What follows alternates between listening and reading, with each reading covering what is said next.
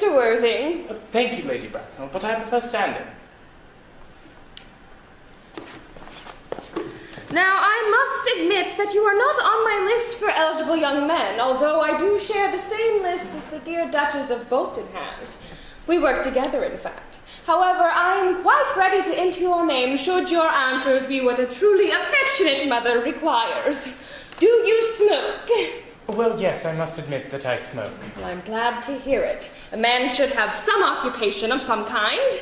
There are far too many idle men in London as it is. What is your age? 29. Oh, a fine age to be married at.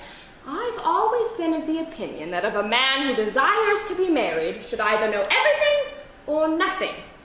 Which do you know? I know nothing, Lady Bracknell. I am pleased to hear it. I do not agree with anything that tampers with natural ignorance. Ignorance is like a delicate exotic fruit. Touch it, and the bloom dies. The whole theory of modern education is radically unsound. Fortunately, in England, it proves to have no effect whatsoever. If it did, it would prove to be a serious danger to the upper classes and probably lead to violence in Grosvenor Square. What is your income? Between 7,000 and 8,000 a year. In land or in investments? In investments, chiefly.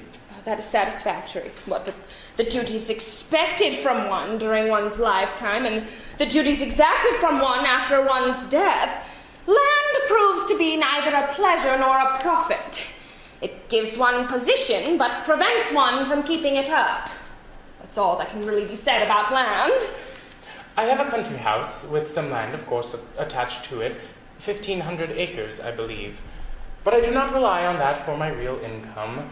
In fact, as far as I can make out, the poachers are the only people that make anything out of it. A country house? Yes. Well, how many bedrooms? Well, that can be cleared up afterwards. You do have a townhouse, I hope. A girl with a sweet, simple, unspoiled nature such as Gwendolen could not be expected to reside in the country.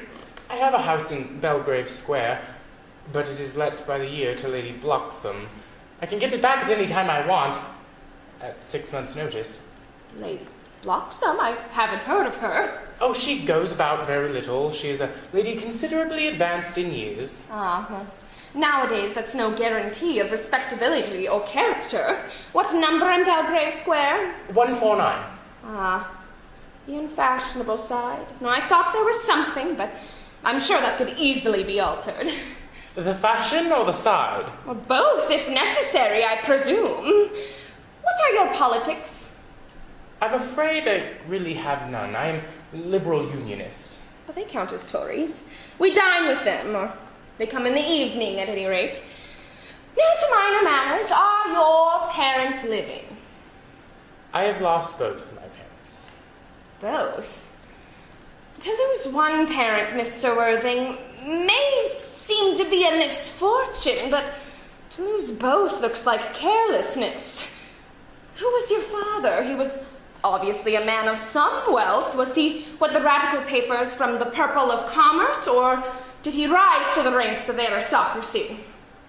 I'm afraid I really don't know. You see, Lady Bracknell, I had said that I had lost both my parents, but it would be nearer to the truth to say that my parents seem to have lost me. I don't know who I am by birth. I was found. Found? Yes, Lady Bracknell, by the late Mr. Thomas Cardew, a very old but very charitable and man of kindly disposition, found me and gave me the name of Worthing, because he had a first-class ticket to Worthing in his pocket at the time.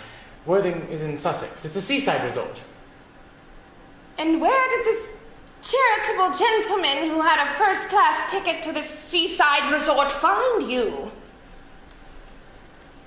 In a handbag. A handbag? Yes, Lady Bracknell, I was in a handbag. A rather ordinary black leather handbag with handles to it. An ordinary handbag.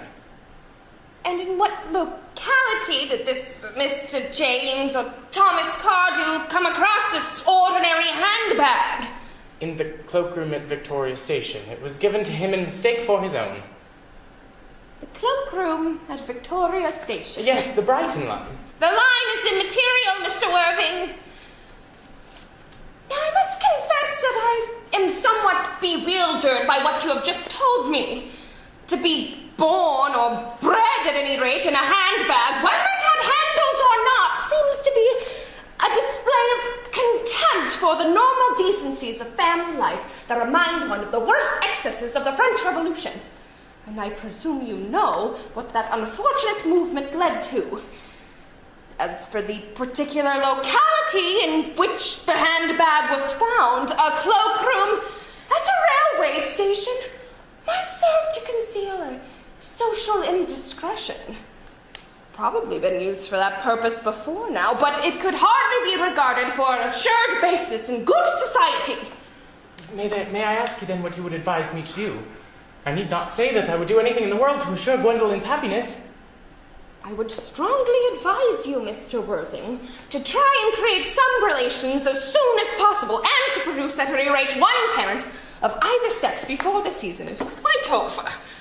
I don't see how I could possibly manage to do that. I could produce the handbag at any time. It is in my dressing room at home.